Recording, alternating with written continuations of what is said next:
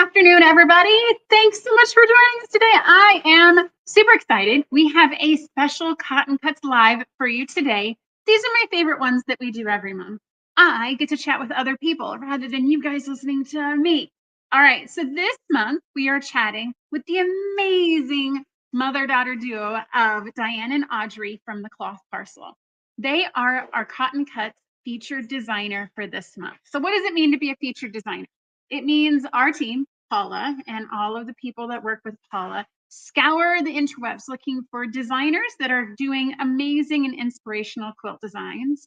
We then partner with them. We do lives like this so that way they can get exposure to new and interesting people in the Cotton Cuts community. And then we ship one of their patterns for free in our modern maker and our classic boxes. And so those folks that purchase those boxes get their choice of digital download from our featured designer for that given month. It's so much fun. We didn't want to like pick a specific pattern and mail it out. We wanted to make sure you guys would have your choice to pick whichever inspirational pattern you liked from that month's featured designer. So with that, with no further ado, let's go ahead and bring Diane and Audrey onto the stage with me. Good afternoon, ladies. How are you? Hi, we're good. Great. This is fantastic. I've never had like a 1-on-2 like this. This will be fun. It'll all be a learning experience for everybody. All right, so guys, thank you so much for being the Cotton Cuts featured designer. That is awesome. We always love when people partner with us and do great things together. My first question for both of you is tell us how this happened. Give us your background story. Tell us how you guys got to where you are today. We started as an online quilt shop in 2012, and we were just buying fabric and shipping it out, making little bundles and things. And then we decided to start writing patterns to help sell the fabric. Yeah. And we were doing kits and things with that. And after a while, we started to like writing the patterns more than shipping fabric. And so we started doing patterns with Craftsy. Yes, they were doing their kits. So we started writing patterns for them, and we decided we didn't have time to do both. So we got rid of the fabric and just went all in with patterns. So tell me, so you guys mother-daughter duo, right? So like, how does that work without you guys like, I mean, are you guys really awesome at making decisions, or is there always like tell me about how you get the mother-daughter to work? I think we do pretty well. I had sewn my whole life, and Audrey didn't really want to do it when she was younger. Yeah. And then, when she was a mom and everything, became interested in doing quilts and things too. Now she's a lot better at it than I am. So, oh wow, that's high praise. That is awesome. Yeah. But we have a pretty good aesthetic, I think, as far as working together. We will sometimes send pictures on our phones to each other and say, what's wrong with this? You can, sometimes you're too close to it and you can't tell, but you take a step back and you can see exactly what needs to be changed or whatever. All right. So does one of you do more of the design and one do more of the pattern testing? Are you guys both designing? You're both pattern testing. You're both doing the awesome parts of the process. As far as like pattern creation, it's pretty even. One of us will come up with the idea and then we'll work through it together. I do most of the computer work as far as formatting the patterns and things like that. Pattern testing we do together as much as we can. Yeah, that's awesome. So I've just started working with my 13-year-old. He's starting to write some patterns for us because he has, it's definitely a skill set to be able to see a block and break it down in a way that it can be stitched back together. And I think, and he gets it. I'm like super excited. So I'm giving him small little things to kind of test, and he's computer savvy. He'll like click, click, click, click, click, done. And it's fun. It's working for us now. Now, mind you, we'll see what happens when he gets to be 14 and 15 and is not interested in this anymore. But for now, I am enjoying the journey with him. And that's why Audrey does the computer, because I do it in colored pencils. Old school. Old school. That is, yeah, I know. I'm feeling like I'm about to be old school compared to my 13-year-old as well. All right, so tell us, ladies, how did you come up with your name, the Cloth Parcel? Well, it started from when we sold fabric. Mhm. And we wanted something that was kind of unique and short. Um, And since we were online only, everything we sold was shipped. Right. And so we were just thinking about like the parcel that you get in the mail, that Mhm. kind of vibe. and we tried to make it fancy with cute packaging and Yeah. Yes. Yeah, it's all part of the process, right? I feel like you can't just put junk in a bag and mail it out the door. It's got I don't want to receive that. I don't want to mail things that I don't want to get either. And so you have to dress it up a little bit. I love the name, the Cloth Parcel. It has an air of like Parcel makes it feel like it's like British or something, and it's got this A little like fancy. Yeah. a little fancier. Yeah, it's a little fancier than say like the cloth box, right? And Like the package. Yeah. right. All right, so tell us. So you guys had the quilt shop. Tell us about your first pattern, the first quilt design you guys ever made. Like, can you give us kind of, because a lot of people that watch this are like, how do I get into designing quilt patterns? So tell us, like, what were your lessons learned? What was the process like? I the think our first one was the modern herringbone. Is that right? or was it the Block of the Month museum quilt? Mm. Mm. I think it was the herringbone because we designed it on the way to our first quilt market. Oh, And wow. so a lot of our thoughts going into that one were just that Diane had sewn from a lot of bad patterns Mhm. and was like, these are the things that I don't want to do. These are the things I want to do. So we did our herringbone pattern as like a block based. It was a really hot pattern at the time.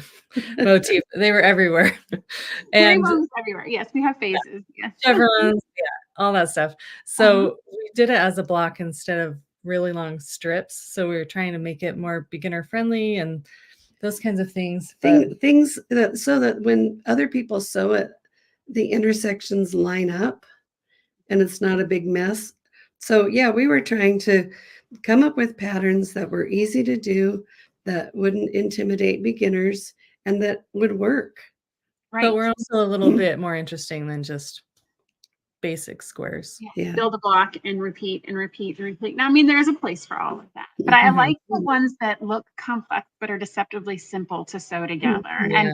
And I agree, Diane. I've had those patterns where it's like it's jelly roll friendly, and you're like, oh, a jelly roll, I can make this work. No, jelly roll friendly means jelly roll plus a lot of your stash to make it actually work. And Yeah. then you're like pulling your hair out. Yes. I've definitely learned that there are some tips and tricks when you have a pattern that is less than desirable. So I love that you guys are thinking about that you guys want the end product to be easy and going through that experience, because I think a lot of pattern designers, like, they get on their computer and, oh, this quilt is awesome, and they miss the how do I make it step. Mhm. Right. And I think that's super important. I love that you guys prioritize that. All right. So what Yeah. is your fate? Oh, I'm sorry. Go ahead. Oh, I was just gonna say that we do make every single quilt that we've written We too. do. We sew it before we ever put out the pattern to make sure that it works. Yeah, and I think I don't necessarily know if a lot of folks know, like the trademark with a quilt is the actual construction steps. That's the Mhm. part that gets Right. protected in the copyright process, is the actual steps to make it. It's not the actual design. It's not the picture. It's the steps to make it, because there's so much value in that process. All right. Mhm. So what is the favorite quilt pattern that you guys have designed? We were talking about this. We like them all. It's hard to Okay. choose. Sometimes it's like the most recent one, or in my mind, it's the next one. Um, Okay. I'll just show one of my favorites is Die House. Mhm. And this was kind of based on a trip that I took to Japan, but also we were wanting to use all kinds of different solids. And it hasn't been that popular, but I love Oh my this. gosh. It It just, looks complex, but I know after but it's talking to not. you, it has to Yeah. be simple to sew. Yeah. Yeah. Yeah. And so I guess that's a good kind of segue into my next question. Where do you guys get inspiration? It sounds like you got inspiration from when you travel. Where do these design ideas come from for you? I feel like it's everywhere. It's in the whole world around us. Carpets, buildings, tiles, other textiles, Mhm. Mhm. Have you ever nature. like been You at a know, hotel and taken a picture of the tile floor? Because I might know someone who might have done that. Absolutely. Yes. Yeah. Yeah. So, let's see here. You guys said you go to quilt markets. So you guys are familiar with kind of the quilt industry and all the tips Mhm. and trends and things that are going on. Herringbone was popular a period of time, chevrons. Now we're doing curves, and I think we're going to be on to something else very soon. But who is it that you both admire in the quilting industry? Who is it, someone that you look up and you're like, I wish I could emulate that person's career, or they inspire me to do different things? Oh, I've always liked Anna Maria Horner. Mhm. I Oh, like her wow. complex colors. Uh-huh. Um, I like Jen Kingwell, Ken Mhm. McLean, Tilda. Mhm. Those Yeah. kind of who. Anna Maria Horner is the one I thought of Mhm. first, and I think it's because she's so much an artist Mhm. and a quilter, and she just does such a great job of blending those 2. Yeah, I think so. I love her work as well. It's such big scale, right? Mhm. All of her work Yes. is very, very big scale, and it always makes me a little nervous to sew with it because it's like Yeah. if I cut it up, how am I going to cut it up so it looks like it all came from the same color palette? But Right. whenever I see someone doing something with an Anna Marie pattern, or I see people come out of her conservatory doing great projects, it's always breathtaking to me, and it's the I wish I could do that. Yeah, My it yeah. definitely has its own look. Yeah. Mhm. Mm. Yeah, she's an absolutely lovely person. I've met her at a couple markets as well. She's easy to talk to. She's easily approachable. Anna Maria is fantastic. All right, so tell us, ladies, what are you working on? What's the future projects? Are you guys still pattern designing? Are you taking a break? Like, what's next for you guys? Well, I design fabric Yes, for yes. Phoebe Fabrics, and so I have been doing a couple of quilt patterns for each new collection that comes out. So right now we're working on a couple of Christmas patterns, Okay. and I think the fabric is supposed to be out at the end of this month or next month. I don't know. It's always changing a little bit, but so we're just working on getting those samples ready. I Mhm. just barely got my fabric to sew up. So, So tell us, how did you get into the fabric design from pattern design? Talk to us about how that process happened for you. I've always wanted to do the fabric from the very start, and I think it was one of the markets we went to, we both were talking to companies about designing fabric, Mhm. but it was a while ago, probably, is that 2017?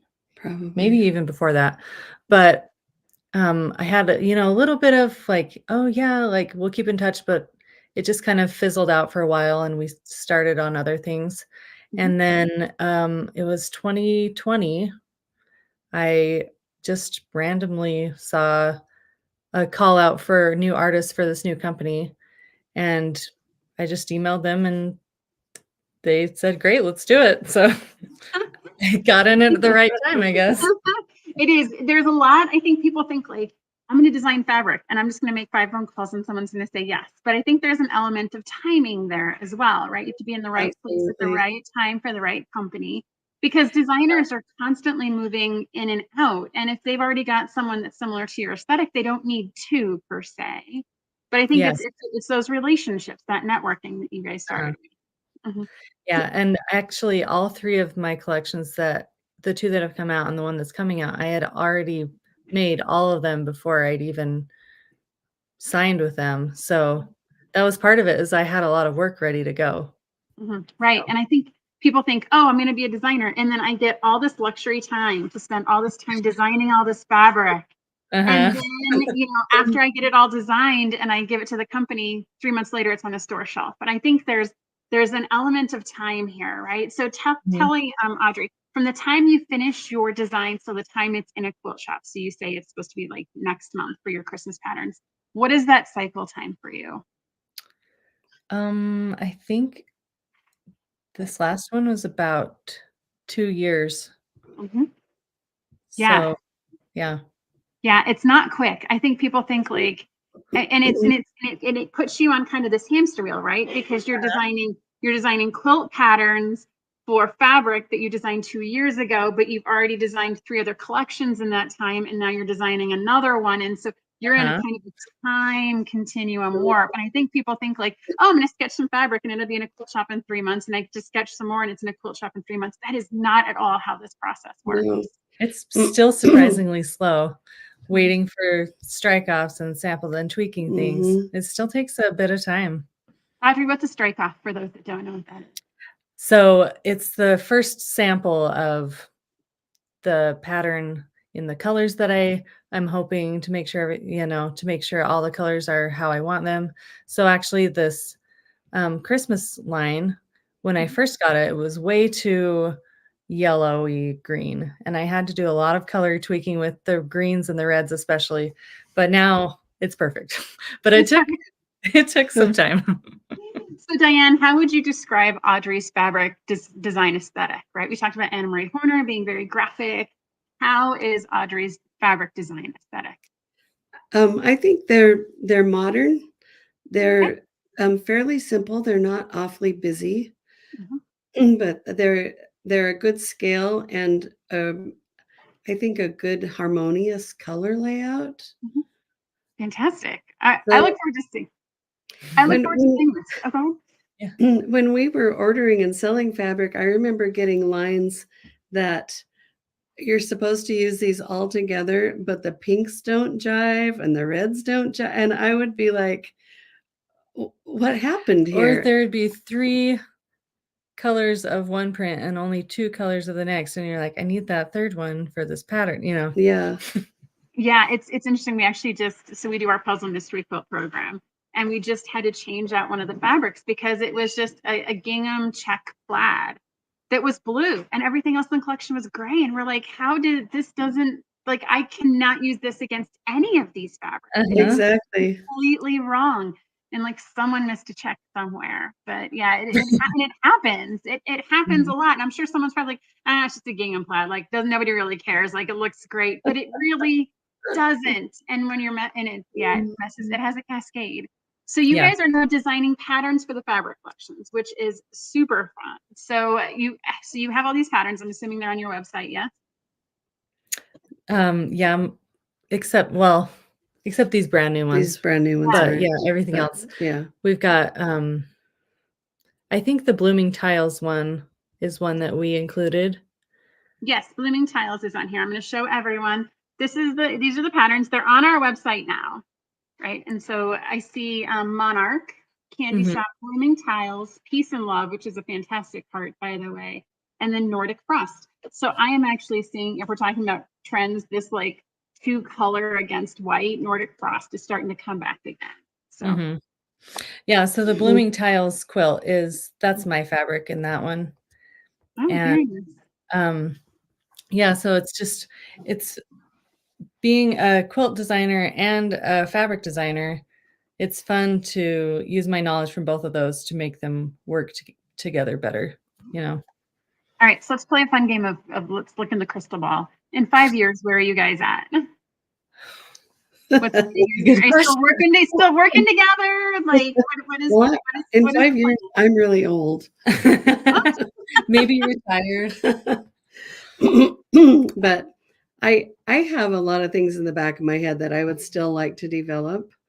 I spent a year and a half in Iceland, and I was really inspired by their old textile museums and their Mhm. sweater designs. And so I've been playing around with those because, like you said, inspiration is everywhere. And I walked into these museums and went, that could be a quilt. That could be a quilt. So I do that all the time. I've been to textile museums and I get so frustrated and they're like, you can't take any photos. I'm like, gosh. And I have to get Yeah. a lot of paper out and I'm like hand sketching a design from something that I see in the museum. Yeah. we went out Mhm. to the car and hurry and tried it. Yeah.